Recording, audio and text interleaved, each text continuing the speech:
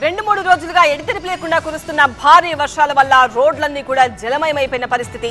Vijayawada Visakha highway మొత్తం స్తంభించిపోయింది. బొమ్మలూరు దగ్గర highway పై నుంచి రామిలేరు వాగు నీరు ప్రవహిస్తోంది. దాంతో విజయవాడ వైపు నుంచి వచ్చే వాహనాలు కిలోమీటర్ల పొడవున ఆగిపోయాయి. నిన్న అర్ధరాత్రి నుంచి రోడ్లపైన వాహనాలు ఆగిపోవడంతో ప్రజలు నానా ఇబ్బందులు పడుతున్నారు. మరింత సమాచారం టీవీ9 స్పెషల్ కరెస్పాండెంట్ రవి అందిస్తారు. విజయవాడ విశాఖ హైవే పైన భారీగా కూడా వరద నీరు ఏదైతే ఎడతెరిపి లేకుండా కురిసినటువంటి వర్షం నీరు ఉందో మొత్తం రామిలేరు ద్వారా చెరువులోకి వచ్చి చెరువు పొంగడంతో పూర్తిగా కూడా రోడ్డు ఎలా ఉందో, నేషనల్ హైవే పరిస్థితి ఎలా ఉందో ఒకసారి మనం చూడొచ్చు.